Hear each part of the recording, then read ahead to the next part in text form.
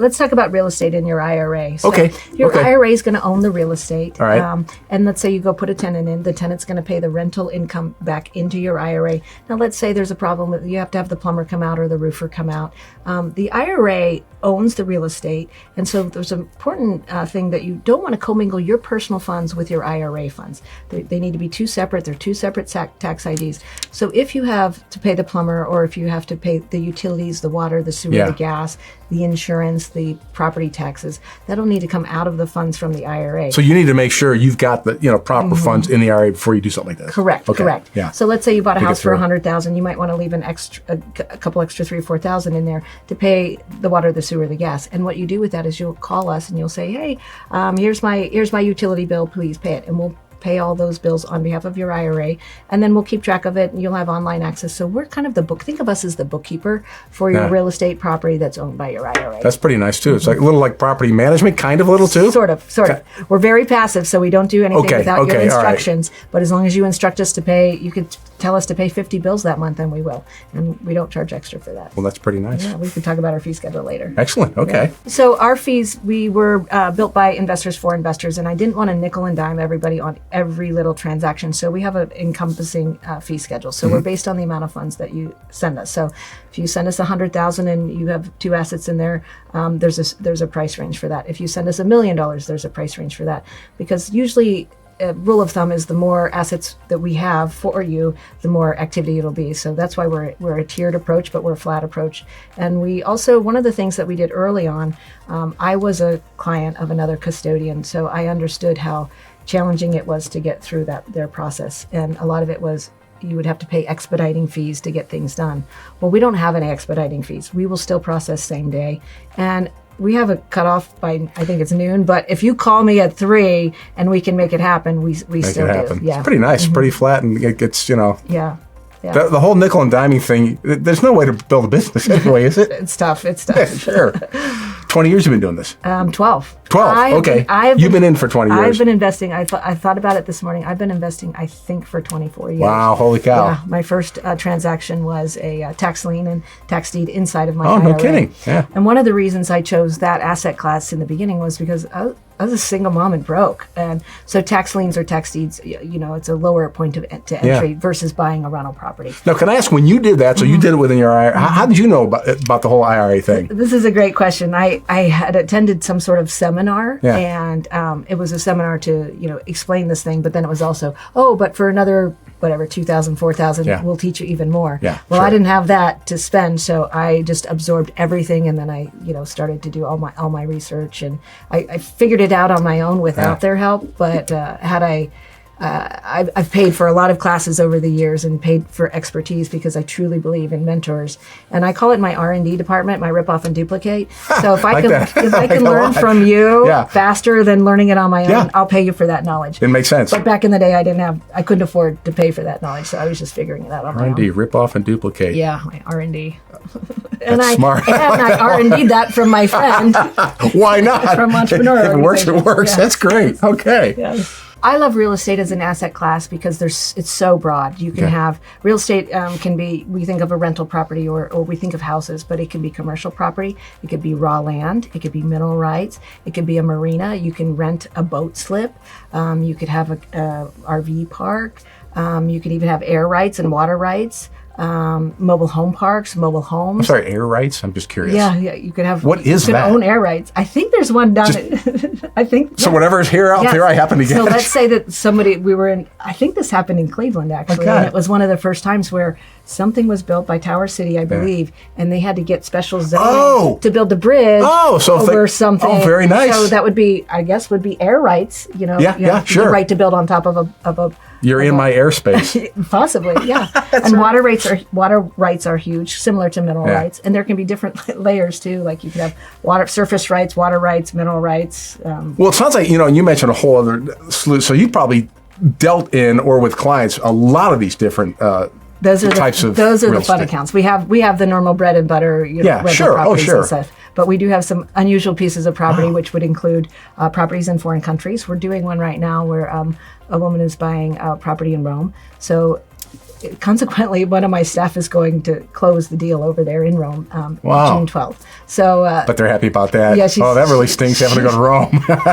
the best thing is she was going to be in Albania near there, and her husband is from Italy, so it's working Perfect. out. She's just got That's to take a perfect. little trip down to Rome. So That's very neat. That's kind of interesting. That's a great whole area too, just for let people so know. there's all different isn't- kinds of properties. There isn't anything somebody could bring to you, an idea what they're thinking of doing, that you wouldn't be able to handle or haven't already handled. Correct. There's very few things that you can't do. There's only a few things. Some metals you can't. So certain bullion metals you absolutely can. Right. Antiques. Think about things that are hard to value. Maybe a Picasso or something. Yeah. So antiques. The other thing you can't put in your IRA is your wine collection. Alcohol. Alcohol is not allowed to be What? in your IRA. It's a prohibited Oh my gosh. contract. Some S corps and some life insurance contracts. Yeah. But other than that, it's wide open. If you can make money on it, you can probably put it in your IRA. Wow, very neat. That's kind of eye-opening, because I never realized that. Yes. Anything else in real estate? Let's say that you were going to purchase a piece of real estate, and let's say you only have $100,000 in your IRA, Okay. and this piece of real estate is $300,000, but you know you can really make money on it. Just like you and I can go to the bank and get a mortgage, your IRA can get a mortgage. Can take on debt. Yeah, so you can use that $100,000 as the down, or thereabouts, and then you can get a loan for the $200,000. Now, there's lots of banks that do this, but there's one thing that is special about the IRA loan. Two things. One is it has to be non-recourse, meaning the only recourse when you get that loan is they can take the property back, but they can't come after you if there's a shortfall. Okay. So typically those types of lenders will do a little bit more loan to value, higher loan to value, so that if they do have to take the property back, they're not going to be underwater, because that's their only Sure. recourse. Yeah. And just like, so in that example, you're using $100,000 of your IRA to purchase a $300,000 property. So you're using leverage for $200,000.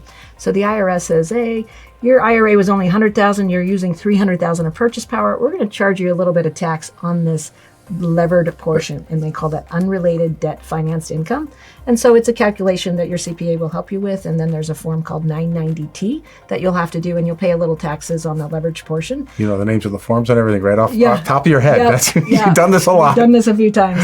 So that'll be a conversation with you Yeah. and your tax advisor too, to say, hey, I'm doing this in a tax sheltered environment. However, I might have to pay a little bit of tax. Does it make sense to do it with IRA money or without IRA money? Now, can I ask just for clarity in terms of working with you guys? Like, so if I have some idea going, I find this property, like if it's just that situation you gave. If I had that, going, do you help me figure out, like, yes, can I borrow money? How do I do that? Yes. And We'll talk through some of those. However, I can't give you tax advice, legal advice, or Sure, financial understood. advice. Yeah, So sure. typically what I try to do is kind of experience share on how our other clients have done it. But Okay. many times I'll refer you to a self-directed IRA attorney, and we work with several of them that are very responsive. And usually there's a way, and if there's a way, they can figure it out. and that's great. But every step I would need to take, you'd be able to illuminate, so that I don't end up in. If we don't have doing the something answers wrong. for you, we'll refer to someone who can help you. Excellent. Yeah. And sometimes those conversations with the attorney, they might even have a different way to structure it, and then you're even coming out even more ahead. So we have some great attorneys in this industry that work well and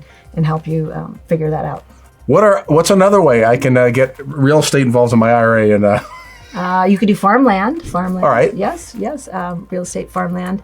Another play, just like you can purchase a property, you and I can purchase a property. Mm-hmm. So your IRA can partner with someone else to purchase a property, or be part of a syndicate. Maybe there's a syndicate of they're buying. I just talked to someone yesterday. They're buying student housing in really good markets. Okay. And so it's a syndicate. So you're investing, say, $100,000, and they're making a $5 million fund to take down a large property, value add to it, maybe give it better management, increase the value of it.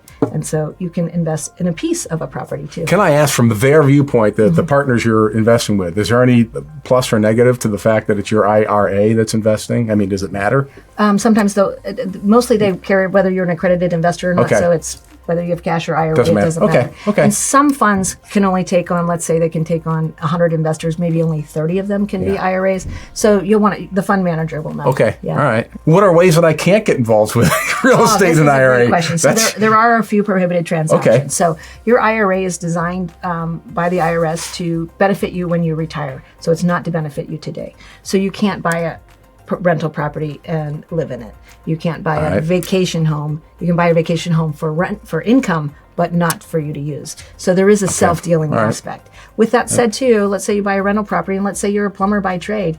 You technically can't go in there and swing a hammer and value add. That's sweat equity. So you're improving your IRA today, your IRAs for later. So with that said, let's talk about prohibited parties. So Right. I said that you can't buy a property and live in it in your IRA. Okay.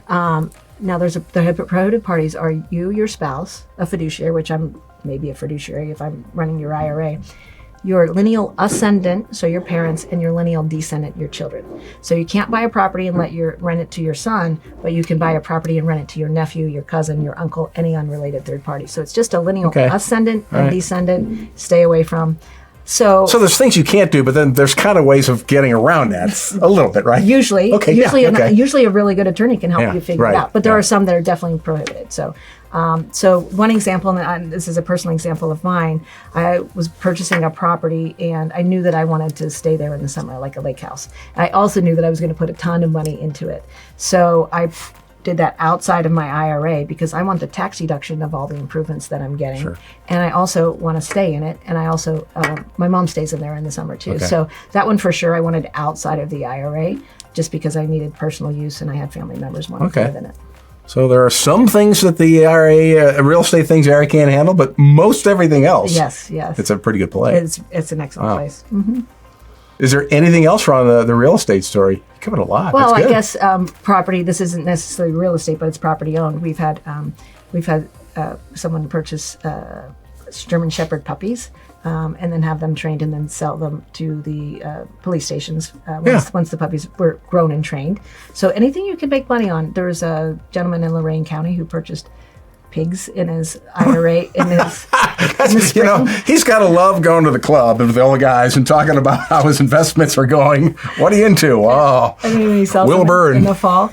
Now, there's one thing called self-dealing. I can't benefit from my IRA investments today. So technically, he bought the pigs in the spring, sold them in the fall. Technically, if he kept one for himself and ate the bacon, that would be a prohibited transaction. All right. It would be self-dealing. All right. So he has to sell all the pigs. That's a really interesting story.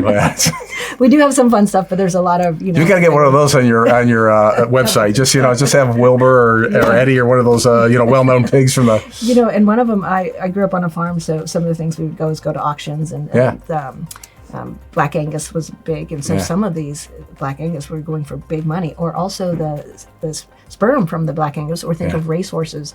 So you can purchase, those are an investment. You can purchase that inside of your IRA too. That's great. That's about takes us as far as you can. You got a stallion having some fun, and the results are in your IRA. Absolutely, that's great. Wow. Well, the Kentucky Derby just ran Saturday, so I'll have to see. I forgot who won. Yeah, I bet his offspring just went up in value. Sure. Absolutely. If you had those in your IRA, that would just increase in value, and it would be on a tax-deferred or tax-free basis. The revenue, the income, the profit. It's worth having that just to talk to your friends about and joke at parties. I mean, come on. There is an asset class that a lot of our clients invested in. Those are wineries. And I see a lot of the investments come across my desk, and it's fun.